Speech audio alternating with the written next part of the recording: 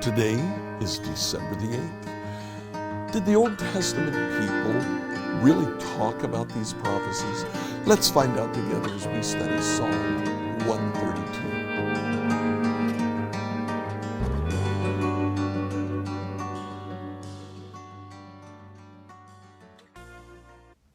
So today in the book of Psalms, we come to Psalm 132.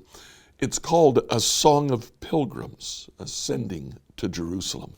And if you look at that section in the book of Psalms, it stretches from Psalm 120 to Psalm 134.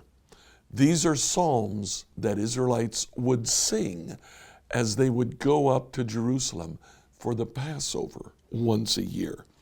One of those psalms, Psalm 132, halfway through, starting in verse 10, says this: "For the sake of your servant David, don't reject the king you've anointed. The Lord swore an oath to David with a promise he'll never take back. I'll place one of your descendants on your throne.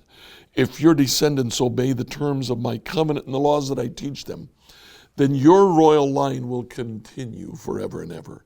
For the Lord has chosen Jerusalem.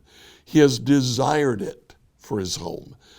This is my resting place forever," he said. "I'll live here, for this is the home I desired.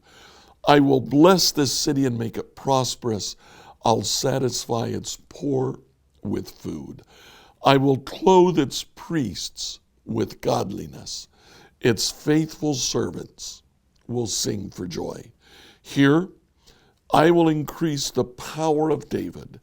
My anointed one," literally my Messiah, "will be a light for my people. I'll clothe his enemies with shame, but he will be a glorious king."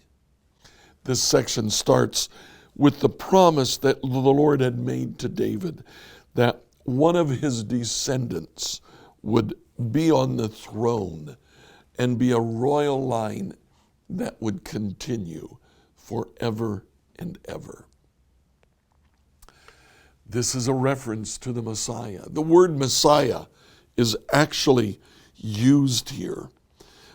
This is quoted in Acts chapter 2, verse 30. Verse 11 is quoted, referring to Jesus.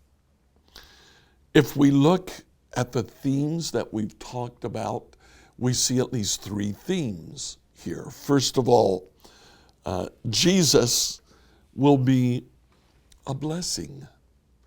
Verse 15, "I will bless this city.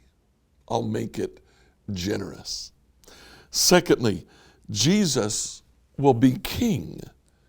Verse 10, "Don't reject the king that you have anointed." And then verse 18, "He will be a glorious king." The section starts and finishes with the bookends of Jesus as king.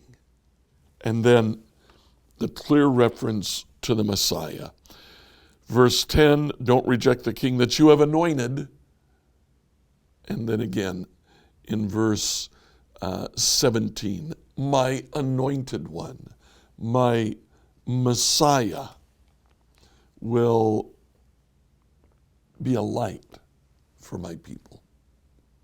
Did people talk about this? Well, here's a case where they were expected to sing this psalm at least once a year.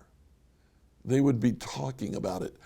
As they went up to Jerusalem for the Passover, they'd talk about the anointed one who was coming, the one who would rule with justice and equity, God's Messiah, God's King, God's blessing. Please like, follow, and subscribe to this devotional on whatever platform you used to listen to.